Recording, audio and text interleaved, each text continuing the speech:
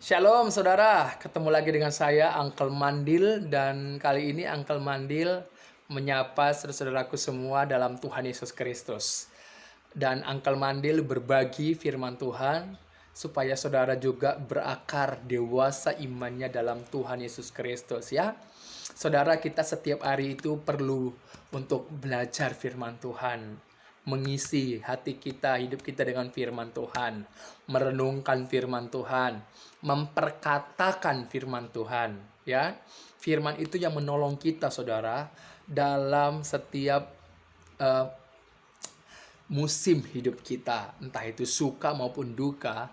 Firman itu yang menolong kita, firman yang ada dalam hati kita, ya, yang membawa kita untuk kita melakukan apa yang Tuhan kehendaki dalam hidup kita. Jadi kita orang percaya dalam Yesus Kristus perlu belajar, saudara, setiap saat, ya. Dan hari ini Uncle menjawab satu pertanyaan di mana apa maksudnya Uncle dalam 1 Yohanes 3 ayat 9 bahwa setiap orang yang lahir dari Allah itu tidak bisa berbuat dosa lagi, tidak berbuat dosa lagi. Nah, di sini Uncle memberikan satu uh, share, ya, berbagi apa yang Uncle dapatkan ya kepada saudaraku Kristen dimanapun kalian berada semuanya, ya. Silahkan belajar bersama-sama, kita belajar firman Tuhan di dalam 1 Yohanes pasal 3 ayat yang ke-9. Saya akan bacakan terlebih dahulu, oke? Setiap orang yang lahir dari Allah tidak berbuat dosa, sebab benih ilahi tetap ada di dalam dia, dan ia tidak dapat berbuat dosa karena ia lahir dari Allah. Nah, apakah orang yang sudah percaya kepada Tuhan Yesus Kristus itu tidak lagi bisa berbuat dosa? Kalau kita baca dalam 1 Yohanes 3 ayat 9 tadi, bahwa tidak dapat berbuat dosa lagi. Pertanyaannya, apakah orang yang sudah di dalam Tuhan Yesus Kristus tidak lagi bisa berbuat dosa, atau apa maksudnya perkataan itu? Ya, sekarang kita lihat apa maksudnya, saudara. Jadi apa artinya setiap orang yang lahir dari Allah tidak dapat berbuat dosa lagi? Atau dengan kata lain, orang yang percaya menerima Yesus Kristus tidak dapat berbuat dosa lagi. Apa maksudnya? Nah, kita akan lihat. Coba saudara simak, dengar baik-baik, ya. Kata tidak dapat berbuat dosa atau kata tidak dapat berbuat dalam teks Yunaninya itu dituliskan opoiei. Opoiei. Nah, ini dalam teks Yunaninya.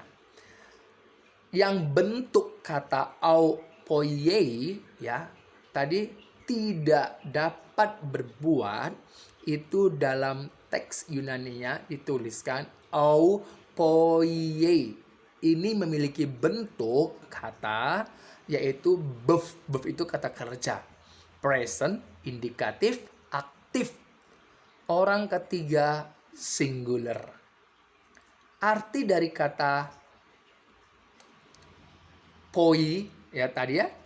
Arti dari kata poiei artinya apa? Artinya adalah tindakan melakukan secara terus-menerus. Kalau dilihat dari bentuk katanya buff, present, indikatif, aktif, kata poiei tadi ini menunjukkan artinya bahwa tidak melakukan secara terus-menerus. Coba lihat kata dosa. Kata dosa dalam teks Yunania dituliskan hamartanein. Hamartanein. Yang bentuk katanya itu dituliskan kata kerja. Verb. Verb, present, indikatif, aktif. Arti dari kata dan bentuknya kata hamartein tadi, Hamartanein tadi yaitu melakukan terus menerus tanpa iman. Jadi kata hamartanein adalah tidak melakukan terus menerus tanpa iman. Itu dia. Jadi tidak melakukan terus menerus tanpa iman. Saya akan menjelaskan secara singkat ya. Kata hamartanein, kata dasarnya ini hamartano. Amartano. Yang artinya adalah meleset dari sasaran. Meleset dari sasaran. Kata hamartano ini memiliki dua kata.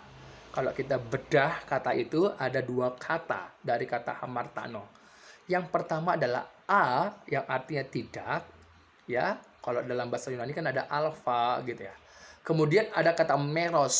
Meros itu artinya sebagian. Jadi secara harafiah kata hamartaro ini memiliki arti apa? Tidak memiliki sebagian atau tidak dalam bagian gitu dia. Kata yang serumpun dengan kata hamartano adalah kata hamartia.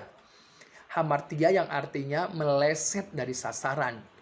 Dengan kata lain, memberikan makna bahwa yang tidak berdasarkan iman atau tanpa iman. Coba saudara baca dalam Ibrani pasal 11 ayat yang ke-6. Apa yang dituliskan di sana? Tanpa iman, tanpa iman tidak akan mungkin orang berkenan kepada Allah. Sebab barang siapa berpaling kepada Allah, ia harus percaya bahwa Allah itu ada.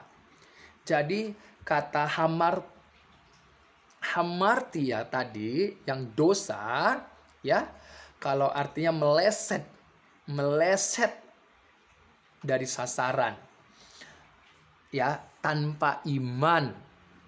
Jadi dalam Ibrani pasal 11 ayat 6 tadi dituliskan tanpa iman, ya, yang tidak meleset. Tanpa iman artinya yang meleset dari sasaran. Kalau yang tidak meleset itu berarti yang tepat sasaran. Sedangkan yang tanpa iman artinya yang meleset dari sasaran, tidak akan mungkin orang berkenan kepada Allah. Sebab barang siapa yang berpaling kepada Allah, ia harus percaya.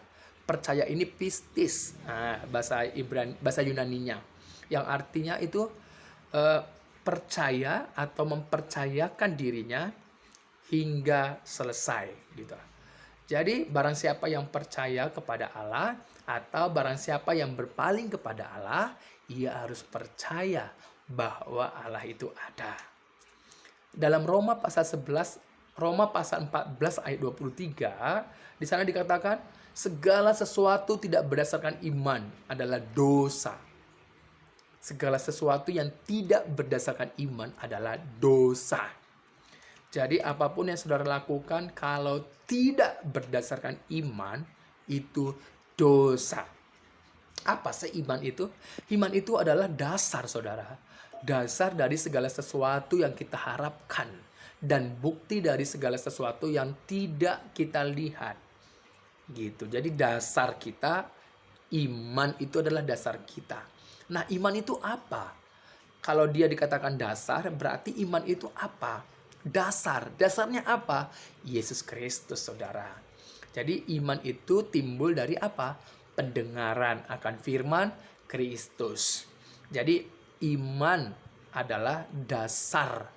Dari segala sesuatu, dasarnya itu adalah Kristus. Jadi kalau bukan Kristus dasarnya, maka tidak ada yang berkenan kepada Allah. Seperti di dalam Ibrani pasal 11 ayat yang 6 tadi. Tanpa iman tidak mungkin orang berkenan kepada Allah.